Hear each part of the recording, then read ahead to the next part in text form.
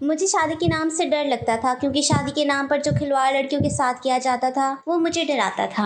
हाँ, यही वजह थी कि मैं शादी नहीं करना चाहती थी, लेकिन मेरे बहुत इनकार करने पर भी मेरी शादी कर दी गई थी। मैं अपने कमरे में बैठी बेहताशा रो रही थी। हालांकि आज मेरी शादी की पहली रात थी और इस रात हर लड़की बहुत अरमान और ख्वाब सजाकर अपने शोहर के घर आती है, नई जिंदगी में अपनी नई खुशियों के इंतजार में रहती है। लेकिन मैं बेहद परेशान थी और मैं इस कदर परेशानी का शिकार थी कि शोहर के आने का सोचकर ही मेरा दिल बुरी तरह से कांप रहा था। मेरा जी चाहा कि मैं कहीं जाकर छुप जाऊं जहां मेरा शोहर मुझे देख ना सके। काश कि ये सब कुछ मेरी आंखों से गायब हो जाए। वक्त किसी बेलगाम घोड़े की तरह भाग रहा था। बदहवासी की वजह से मेरे हाथ पांव ठंडे हो चुके थे।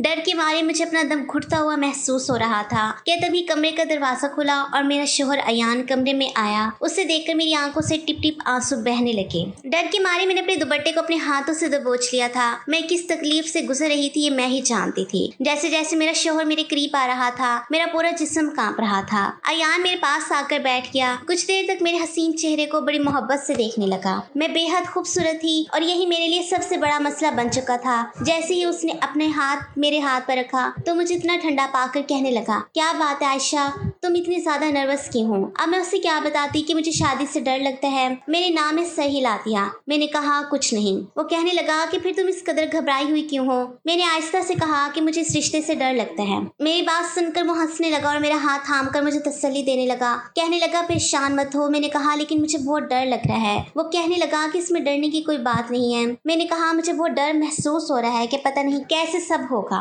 वो कहने लगा कि देखो इसका एक ही हल है मेरे पास। मैंने पूछा वो क्या? मेरी इस बात को सुनकर उसने मेरे हाथों को थाम कर मुझे तसल्ली दी और उसके बाद उठकर खड़ा हो गया। अलमारी के पास गया, अलमारी खोली और एक मेडिसिन लाकर मुझे थमा दी। साथ में पानी का गिलास भी दी और कहने लगा ये गोली खा लो। मैंने कहा ये कैसी दवा है? अयान कहने लगा तुम्हारी तमाम परेशानियों का हल इसी गोली में है। अयान की बात को मैं समझ नहीं पा रही थी। मैं सोचने लगी आखिर मेरी परेशानियों का हल ये गोली कैसे हो सकती है। डर इस कदर ज्यादा था कि मैं कुछ भी करने को तैयार थी और जब अयान यकीन दिलाया कि ये गोली खाने के बाद तुम्हारा सारा डर और परेशानी खत्म हो जाएगी तो मैंने वो गोली खा ली। अयान मेरे करीब आया और उसने मेरे दोनों हाथों को थाम कर अपने होठों पर लगाया था। मुझसे अपनी मोहब्बत का इजहार करने लगा, लेकिन मैं यूं थी जैसे मेरे जिस्म में कंपनी पैदा हो चुका था। आहिस्ता आहिस्ता अयान ने मुझे अपनी बाहों के घेरे में भर लिया था और मैं डर के मारे अपना आप उससे छुड़वाने लगी थी, लेकिन फिर मैंने महसूस किया कि जैसे मेरी आंखों में सुकून उतरने लगा था। आहिस्ता आहिस्ता मैं नींद के गोश में जाने लगी हूँ, चाह कर भी खुद को छुड़वा नहीं पा रही थी। कुछ ही पल लगे थे कि मैं गहरी नींद में जा चुकी थी। मेरी शादी से कुछ दिन पहले मेरी सहेलियां मुझे लेकर बैठ गई थी जो कि पहले से शादीशुदा थी। मुझसे कहने लगी कुछ दिन बाद तुम्हारी भी शादी होने वाली है, इसलिए जरूरी है तुम हमसे इस रिश्ते के बारे में कुछ जानकारी ले लो। मैं शादी के रिश्ते से बिल्कुल अनजान थी, इसलिए जब मेरे दोस्तों ने मुझे इस रिश्ते के बारे में बताया तो मुझे इस रिश्ते से कुछ डर सा महसूस होने लगा था, क्योंकि उनके बताने का अंदाज से कुछ ऐसा था। कहने लगी शोहर अपनी बीवी पर शादी की पहली रात बिल्कुल भी तरस नहीं खाता और तुम तो खैर मनाओ, तुम्हारा हसीन रूप देखकर तुम्हारा शोहर तो तुम्हारे साथ न जाने क्या क्या। ये कहकर वो खामोश होकर और मुस्कुराने लगी और मेरा दिल धक धक करने लगा। उनकी बातें मेरे दिमाग और मेरा होश दोनों उड़ा चुकी थी। शादी की रात का जो नक्शा मेरी सहेलियों ने मुझे बताया था, मुझे उस रात से डर लगने लगा था। जैसे जैसे मेरी शादी के दिन करीब हो रहे थे मेरा दिल चाहता था कि मैं कहीं छुप जाऊं। इसलिए शादी की रात मैं अपने शोहर के आने पर बेहद डरी और घबराई हुई थी। पता नहीं वो मेरे साथ क्या करेगा, लेकिन अयान ने मेरी बात को सुनकर उसे समझने की कोशिश की थी। उसने शायद मुझे नींद की गोली खिलाई थी जिसे खाते ही मैं कुछ देर में ही सो चुकी थी। मुझे अपनी शादी की रात बिल्कुल भी याद ना थी। हाँ, इतना एहसास था कि मेरा शोहर मुझसे अपना हक वसूल कर चुका था, लेकिन सच तो शायद इतना भयानक था कि मेरी सोच भी सच तक नहीं पहुंच सकती थी कि मेरी सोच भी उस तक नहीं पहुंच सकती थी। और इस सच से मैं अभी तक अनजान थी जो इंकशाफ बाद में मुझ पर खुलने वाला था कि शादी की पहली रात मेरे साथ क्या हुआ था। खैर, जब मैं सुबह उठी तो मेरा पूरा जिस्म दर्द से चूर था। मैंने करवट बदली तो मेरी कमर में दर्द की लहर से उठने लगी थी और मैं दर्द से कराहने लगी थी। मेरे साथ लेटा मेरा शोहर फौरन से उठ बैठा। कहने लगा क्या हुआ आयशा? मैंने कहा पता नहीं, मेरा पूरा जिस्म बहुत भारी हो रहा है और जिस्म में दर्द भी है। याद करने के बावजूद मुझे ये रात बिल्कुल भी याद नहीं आ रही। समझ नहीं आ रहा कि मैं अपने चकराते सर को पकड़ूं या फिर अपनी दुखती कमर को। मैंने बेड पे नजर दौड़ाई तो मेरे हाथ में पहनी कांच की चूड़ियां टूटकर बेड पर बिखरी पड़ी थी। मैंने मुश्किल से अपना तकिया बेड के साथ लगाया और हाथों को बेड पर रखकर मुश्किल से उठकर बेड पर बैठी थी। मेरे बाल खुले हुए थे और मेरी बिखरी हालत मुझे इस बात का एहसास दिला रही थी कि मेरे शोहर ने रात को मेरे साथ प्यार मोहब्बत वाला रवैया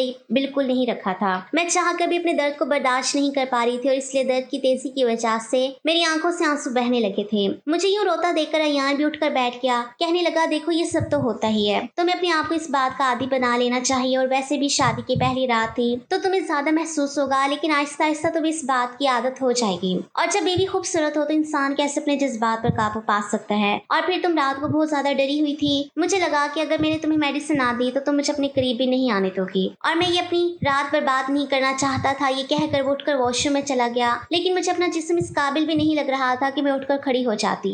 अयान घर पर अकेला रहता था, उसके माँ बाप जिंदा नहीं थे। पहले तो मेरे माँ बाप इस रिश्ते पर राजी नहीं थे, कहने लगे अकेला लड़का है, हमें तो ऐसे रिश्ते समझ नहीं आते। लेकिन फिर मेरी माँ कहने लगी लड़का अच्छा खासा कमाता है, अपना घर है, अब अगर इसके माँ बाप जिंदा नहीं है तो इसमें इसका क्या कसूर है। आपने अच्छी तरह छानबीन तो करवाई है, इस रिश्ते में किसी ने कोई भी बुराई या कमी नहीं निकाली है। अच्छा है मेरी बेटी पर ससुराल का बोझ नहीं होगा। मैं नहीं जानती थी कि शादी की रात ही मेरी ऐसी हालत हो जाएगी कि मैं खड़ी भी नहीं हो पाऊंगी।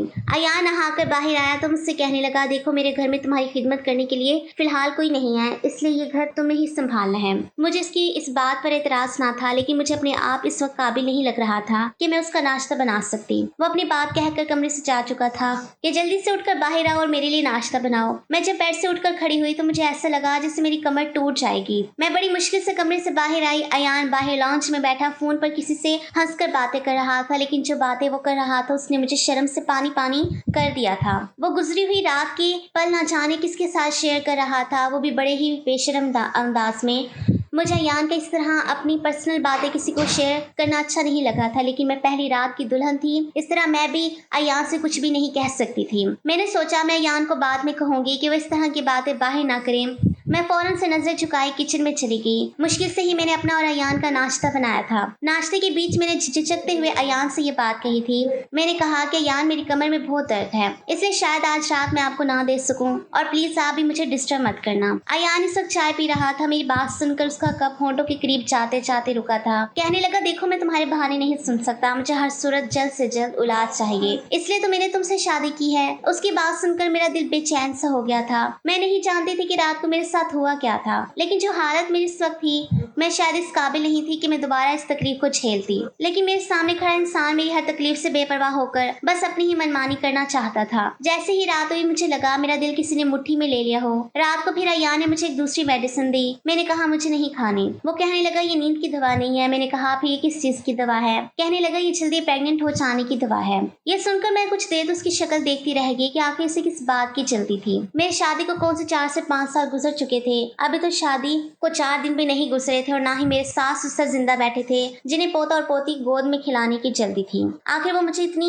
जल्दी प्रेग्नेंट होने की दवा क्यों दे रहा था? मैंने कहा अयान इतनी भी जल्दी क्या है, अभी तो हमारी शादी को कुछ ही दिन गुजरे हैं, हम आराम से 2 से 4 साल बाद बच्चा प्लान करेंगे, अभी तो खुद ही हमारी मौज मस्ती के दिन है। वो कहने लगा मैं कुछ नहीं जानता, शायद तुम्हें अंदाजा नहीं है मुझे कितनी जल्दी है बच्चे की। मुझे बच्चे बहुत पसंद है, शादी से ज्यादा मुझे बच्चों की ख्वाहिश थी, इसलिए मैंने तुमसे शादी की थी कि मेरी जल्द अज जल्द शादी हो और मेरे घर में नन्हे मुन्ने से बच्चों की खिलकारियां गूंजे। मैं नहीं चाहता कि वक्त बर्बाद हो। क्या एक साल तक मैं ये देखता रहूं कि तुम्हें औलाद होती है कि नहीं, और फिर तुम्हें उसके बाद दवा खिलाऊं। ये कहकर उसने वो मेडिसिन मेरे मुंह में डाल दी और पानी का गिलास मेरे हाथ में थमा दिया। मैंने पानी पीकर वो दवाई अपने अंदर उतार ली थी, लेकिन मुझे हैरत उस वक्त हुई जब पिछली रात वाली बेहोशी मुझ पर फिर से छाने लगी। उस वक्त मेरा दिमाग इस काबिल नहीं था कि मैं ये बात सोचती कि अगर ये दूसरी दवा थी तो मुझे नींद क्यों आ रही थी, मुझ पर क्यों इतनी बेहोशी सवार हो रही थी, और फिर मुझे कुछ होश भी नहीं रहा। मैं दोबारा से नींद की गहरी वादियों में उतर चुकी थी। बेहोशी के आले में भी मुझे अपनी सिसकारियां अपनी कानों में सुनाई दे रही थी। मुझे बहुत ज्यादा तकलीफ महसूस हो रही थी। दर्द की इतनी तेजी थी कि गहरी नींद के बावजूद भी रो रही थी। सुबह मेरी आंख दर्द की वजह से जल्दी खुल गई थी। उस वक्त मेरी कमर में इतना दर्द था कि मैंने अयान को उठा दिया। मैंने कहा कि मेरी कमर में बहुत दर्द है, मुझसे सहा नहीं जा रहा, खुदा के लिए मुझे डॉक्टर के पास लेकर चलो। लेकिन वो झंझलाहट से कहने लगा अभी तो दिन भी नहीं चढ़ा, तुम क्यों मेरी नींद का सत्यानाश कर रही हो? पेन किलर दे देता हूँ, तुम वो खा लो। उसने मुझे एक और दवा दी जिसे खाकर मेरे दर्द में बस थोड़ा सा फर्क हुआ था और मैं दोबारा सो गई थी। लेकिन जैसे ही सुबह उठी और दर्द फिर से उठने लगा था, अब तो ये रोज की रूटीन बन गई थी। लगातार 8-10 दिन से मैं ऐसी ही तकलीफ से गुजर रही थी, लेकिन अयान को जैसे मेरी किसी तकलीफ का कोई एहसास ही नहीं था। एक दिन वो ऑफिस से वापस लौटा तो मैंने कहा मुझे माँ के घर छोड़ दो, मुझे अयान से दूर रहने का बस एक ही बहाना मिला था। कहने लगा सवाल ही पैदा नहीं होता, जब तक मेरी औलाद बात नहीं हो जाती मैं तुम्हें कहीं भी नहीं भेजूंगा। मुझे समझ नहीं आती थी कि आखिर से बच्चों की इतनी जल्दी क्यों थी। हर चीज अपने वक्त पर होती है, बच्चे का होना या नहीं होना मेरे बस में नहीं था। 8 से 10 दिन में ही मेरा ये हाल हो चुका था कि मैं चल फिर भी नहीं पा रही थी। पेन किलर खाकर अब तो मेरा मैदा भी डिस्टर्ब हो चुका था। मैं यहाँ से डॉक्टर के पास जाने के लिए कहती तो इस बात पर भी नहीं मानता था, कहता था कि डॉक्टर भी तुम्हें पेन किलर ही देगा। लेकिन इस बार जैसे ही वो घर से बाहर गया मैंने अपनी माँ को बुला लिया और उनके साथ एक लेडी डॉक्टर के पास चली गई। मैंने उसे कमर दर्द और पेट के निचले हिस्से का दर्द कहा और फिर मेरा हाथ अब भी पेट पर था। मैं 8 से 10 दिन से लगातार ये तकलीफ सह रही थी। लेडी डॉक्टर ने मेरा चेकअप किया तो अपने कानों को हाथ लगाने लगी और जब बात उसने मुझे बताई वो सुनकर तो मैं सांस लेना भूल गई थी। मैं आंखें फाड़े डॉक्टर की बात सुन रही थी कि उसने क्या कह दिया था। ये सच नहीं हो सकता था। मुझे अपने कानों पर यकीन नहीं आ रहा था। मैंने नाम में सर हिलाया। मैंने कहा ऐसा नहीं हो सकता, आपको जरूर कोई गलत फहमी हुई है। वो कहने लगी मेरे पास ऐसे बहुत से केस आते हैं इसलिए मैं जानती हूँ कि तुम्हारे साथ क्या हुआ है। फिर वो मुझसे पूछने लगी क्या तुम इस वक्त होश में होती हो जब तुम्हारा शोहर तुम्हारे करीब आता है। मैंने नाम में सर हिला दिया क्योंकि अयान तो रोज मुझे जल्दी प्रेग्नेंट हो जाने की दवाई देता था और जिसको खाते ही मैं गहरी नींद में चली जाती थी। लेकिन जो बार लेडी डॉक्टर ने मुझसे कही थी मुझे इसकी बात सुनकर अयान पर शक होने लगा था। डॉक्टर से मेरी कोई पर्सनली दुश्मनी तो नहीं थी जो वो मुझसे झूठ बोलती या अयान के खिलाफ मेरे कान भरती। वो एक डॉक्टर थी और उसका पेशा सिर्फ अपने मरीजों का चेकअप करना और उसका इलाज करना था। उसने वही बात बताई होगी जो मेरे साथ हुआ था। मेरे पास डॉक्टर की बात पर यकीन करने के अलावा कोई दूसरा रास्ता ही नहीं था। मेरे दिल में अब अयान के लिए शक पड़ चुका था। डॉक्टर कहने लगे अगर तुम्हारे शौहर को तुमसे मोहब्बत है तो वो तुम्हें नींद की दवा देकर ही क्यों तुम्हारे करीब आता है, इसकी क्या वजह है। इस तरह के सवाल सुनकर मुझे अयान पर और भी शक होने लगा था। लेकिन मैं ये कैसे जान सकती थी कि सच क्या है, क्योंकि मैं इससे पहली बार भी कई मेडिसिन खाने से इंकार कर चुकी थी। लेकिन वो मेरी बात नहीं सुनता था। जबरदस्ती वो मेडिसिन मेरे मुंह में डाल देता और पानी का गिलास मेरे होंठों पर लगा देता था। डॉक्टर कहने लगी अच्छा ऐसा करो मुझे तुम इस मेडिसिन का नाम बताओ। तो मैंने सोचा मुझे तो इस मेडिसिन के बारे में कुछ पता ही नहीं है। आज तक अयान ने मुझे वो मेडिसिन दिखाई ही नहीं थी। वो तो अपनी अलमारी में से वो दवा निकाल कर मुझे देता था। लेकिन जब ये बात मैंने लेडी डॉक्टर को बताई तो वो हंसने लगी, कहने लगी ऐसी कौन सी दवाई हैं जो तुम्हारे शोहर तरह छुपा कर रखता है और रोजाना तुम्हें इंकार करने पर भी तुम्हें खिलाता है। तुम अपने शोहर की हरकतों पर नजर रखो, ऐसे तुम्हें समझ आएगी। डॉक्टर मुझे ये सारी बातें कह रही थी। उस वक्त अकेली ही मैं उस लेडी डॉक्टर के कमरे में थी या फिर वो डॉक्टर थी। मेरी माँ कमरे से बाहर बैठी थी इसलिए वो हर बात से अनजान थी। मैं गायब दिमागी से अपने घर तक पहुंची थी। मेरी माँ मुझे कहने लगी अपना ख्याल क्यों नहीं रखती हो, तुम्हारे सर पर तो सास ससुर नंद देवर की जिम्मेदारियां भी नहीं है। तुम्हारा शौहर भी तुमसे बहुत मोहब्बत करता है लेकिन तुमने देखो क्या हालत बना रखी है। 8-10 दिन में ही सूख कर कांटा हो गई हो, चेहरे की रंगत पीली पड़ गई है। अब मैं अपनी अम्मा को क्या बताती कि मैं किस बड़ी मुसीबत में फंस चुकी हूँ। मेरा शौहर किसी वहशी जानवर से कम ना था। रात को मुझे नींद की दवा खिलाकर मेरे साथ कैसा खिलवाड़ करता है। मेरी माँ मुझे नसीहतें करके अपने घर जा चुकी थी। मैं पूरा दिन डॉक्टर की बातों को ही सोचती रही लेकिन मेरे पास इस बात का कोई हल नहीं था और ये ऐसी बात थी कि मैं यहाँ से कह भी नहीं सकती थी। मुझे अपना आप बिल्कुल बेबस लग रहा था। मेरा जी चाहा कि मैं अपनी माँ के साथ ही उनके घर ही चली जाऊं, लेकिन मेरी माँ मुझे कभी भी मेरे शौहर की इजाजत के बगैर अपने घर लेकर नहीं जाती। मैं समझ नहीं पा रही थी कि आखिर मैं क्या करूं, आखिर मैं करूं तो क्या करूं। फिर मेरे दिमाग में ख्याल आया कि मैं अलमारी खोलकर देखती हूँ कि आखिर अयान मुझे कौन सी दवा खिलाता है। मैं फौरन उठकर खड़ी हो गई, आहिस्ता से चलती हुई अलमारी के पास आई और अयान की अलमारी खोल दी। सामने ही उसके कपड़े पड़े हुए थे। मैंने एक एक कपड़ा उठाकर देखा लेकिन दवा मुझे कहीं ना मिली। फिर मैंने दराज भी देख ली, उसमें भी कुछ जरूरी कागजात थे, कोई मेडिसिन नहीं थी। लेकिन जब मैं नीचे लॉकर खोलना चाहा तो वो लॉक था। मैं समझ गई कि दवाई अयान ने इसी लॉकर में रखी है। रात को जब अयान वापस आया तो मैंने उसे खाना दे दिया लेकिन मेरी भूख तो जैसे उठ चुकी थी। जो बात डॉक्टर मुझे बता चुकी थी उसके बाद तो मेरे दिमाग ने काम करना ही बंद कर दिया था। मैंने खाना नहीं खाया था और रात को सोते वक्त मैंने दूध का गिलास पी लिया। इससे पहले कि अयान कमरे में आता मैं फौरन से बेड पर जाकर लेट गई और अपनी आंखें बंद कर ली ताकि अयान को लगे कि मैं सो चुकी हूँ। हो सकता है वो मुझे सोया देखकर मुझे मेडिसिन ना खिलाए और मुझ पर यूं बेहोशी तारी हुई। मैं जानना चाहती थी कि अयान रात को मेरे साथ क्या करता क्या है। कुछ देर बाद ही अयान कमरे में आया, मुझे बेड पर सोता देखकर मेरे करीब आया और बाजू से मुझे हिलाकर उठाने लगा और कहने लगा उठकर बैठो। मैंने अपनी आंखें खोली तो अयान माथे पर बल चढ़ाते हुए मुझे देख रहा था। मैंने कहा अयान मुझे नींद आ रही है, मैं सोना चाहती हूँ, मेरी कमर में भी दर्द है। मेरी बात सुनकर अयान कहने लगा ये बहाने तुम मेरे सामने मत लगाओ, मैं तुम्हें पहले भी कह चुका हूँ कि मुझे हर कीमत पर बच्चा चाहिए, चलो दवा खाओ। मैं उठकर बैठ गई। मैंने कहा आखिर आपने दवाई अपनी अलमारी में छुपा कर क्यों रखी है, मेरी बाकी दवाइयों के साथ रख दे, मैं खुद खा लिया करूंगी। मेरी बात सुनकर उसने बड़ी हैरत से मुझे देखा था। कहने लगा तुम ये कैसे जानती हो कि मैंने तुम्हारी दवा को अलमारी के लॉकर में रखा है। मैं उसकी बात सुनकर घबराई थी। मुझे अपनी गलती का एहसास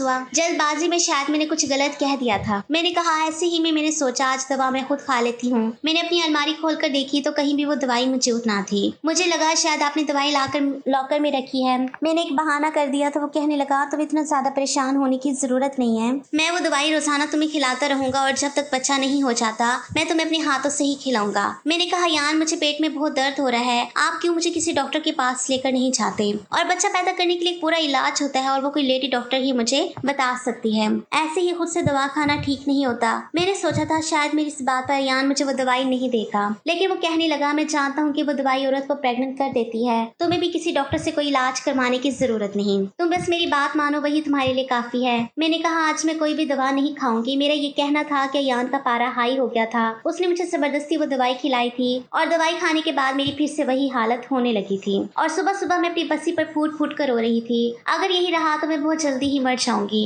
इसलिए मैंने अपना दिमाग चलाना शुरू किया। रात के वक्त मैंने अपने मोबाइल का कैमरा ऑन कर दिया और ऐसी जगह पर रखा कि जहाँ मेरा बेड आसानी से नजर आ सके। रात को यान ने फिर से मुझे दवाई खिलाई थी और मेरी वही हालत होने लगी थी। सुबह जब मैं उठी तो यान के ऑफिस जाने का इंतजार करने लगी। जैसे ही वो घर से बाहर निकला मैंने जल्दी से मोबाइल उठाया, उस पर लगी वीडियो देखने लगी और उसे देखकर मेरे होश हवास उड़कर रह गए थे। मैंने पूरी वीडियो भी नहीं देखी थी और मोबाइल को बेड पर फेंक दिया था और अपने चकराते सर को पकड़ने लगी। जो कुछ मेरा शोहर मेरे साथ रात में करता था वो कोई भी औरत बर्दाश्त नहीं कर सकती थी। इससे पहले कि यान वापस आता मैंने अपने माँ बाप को घर बुला लिया और सारी सच्चाई उन्हें बता दी। ये बात सुनकर तो मेरी माँ रोने लगी थी। मेरे पापा अपना सर पकड़ कर बैठ गए थे। अयान एक अधूरा मर्द था, वो इस काबिल नहीं था कि बच्चा पैदा कर सकता, बल्कि तो इस काबिल भी नहीं था कि अपनी बीवी के पास भी आ सकता और मियाँ बीवी का रिश्ता बना सकता। वो ना मर्द था, वो अपना रोब मुझ पर जमाने के लिए और ये साबित करने के लिए कि वो एक पूरा मर्द है, रात गुजारने के लिए अपने दोस्तों को मेरे कमरे में भेज देता था जो मेरे साथ बेदर्दी से सलूक करते थे। मेरे माँ बाप ने अयान पर केस कर दिया और मुझे तलाक भी दिलवा दी। अयान पर इन्वेस्टिगेशन की गई तो मालूम हुआ कि पहले भी इसकी शादी हो चुकी थी और इसकी बीवी ने इससे इसी बात पर तलाक ले ली थी कि वो नामर्द है। शायद अपनी इस कमी को छुपाने के लिए और अपनी बीवी पर यह साबित करने के लिए कि वो औलाद पैदा कर सकता है, उसने मेरे साथ बहुत बड़ा जुल्म किया था, मेरी जिंदगी को नर्क बनाकर रख दिया था। जब मैं लेडी डॉक्टर के पास गई थी तो उसने मुझे यही बताया था कि तुम्हारे साथ रेप हो रहा है और करने वाले एक से ज्यादा लोग हैं। ये बात झूठ नहीं थी। अयान मुझे प्रेग्नेंट करने के बहाने नींद की दवाई देता था ताकि मेरे साथ ये घटिया खेल खेल सके और अपनी अना को सुकून पहुंचा सके। अपनी बीवी पर यह जताने के लिए कि वो पूरा मर्द है उसने मेरी जिंदगी बर्बाद करके रख दी। पूरा 1 साल लग गया था मुझे संभलने में, क्योंकि जो दर्द और तकलीफ अयान ने मुझे 2 महीने में दी थी वो बहुत दर्दनाक थी। फिर मेरे माँ बाप ने मेरे लिए दूसरा रिश्ता देखा था। इस बार भरी पूरी फैमिली थी। हाँ, लड़का शादीशुदा था और उसके पहले से ही एक बच्ची भी थी। बच्चे की पैदाइश पर ही उसकी बीवी चल बसी थी, लेकिन ना मुझे इस बात पर एतराज तो ना है मेरे माँ बाप को। और आज मैं अपने भरे पूरे ससुराल में हंसी खुशी रह रही हूँ। मेरा शोहर मुझसे बेइंतहा मोहब्बत करता है, मेरी हर जरूरत का ख्याल रखता है और मैंने भी इस बच्चे को सच्चे दिल से अपना लिया है और उसे सगी माँ की तरह प्यार देती हूँ। खुदा ने मुझे जितनी तकलीफें दी थी उसकी भरपाई एक अच्छे शोहर के रूप में देकर दी थी। मैं अपने खुदा का जितना शुक्र अदा करती हूँ उतना कम है कि उसने मुझे इतना प्यारा करने वाला हम सफर दिया था। लड़की के माँ बाप ये सोचकर अकेले लड़के को अपने दामाद के रूप में चुनना ज्यादा पसंद करते हैं कि अकेला है, हमारी बेटी पर सास नंद और खानदान का बोझ नहीं पड़ेगा। लेकिन मुझे लगता है कि ससुराल पूरा हो, सास ससुर हो, तब लड़की अपने ससुराल में ज्यादा सुखी रहती है, क्योंकि पीछे से अगर शोहर कोई गलती करता है तो उसे डांटने के लिए सास ससुर मौजूद होते हैं, इसे सही राह दिखाने के लिए, इसे समझाने के लिए। इसके माँ बाप का हाथ उसके सर पर होता है। तो ये थी नाज़रीन हमारी आज की कहानी अगर पसंद आई है तो कहानी को लाइक और शेयर कर दीजिएगा और मेरे चैनल को सब्सक्राइब कर लीजिएगा ताकि मज़ीद इस तरह की कहानी का नोटिफिकेशन आपको बर वक्त मिलता रहे। मिलते हैं एक नई वीडियो के साथ, तब तक के लिए अपना ख्याल रखिएगा। अल्लाह हाफिज़।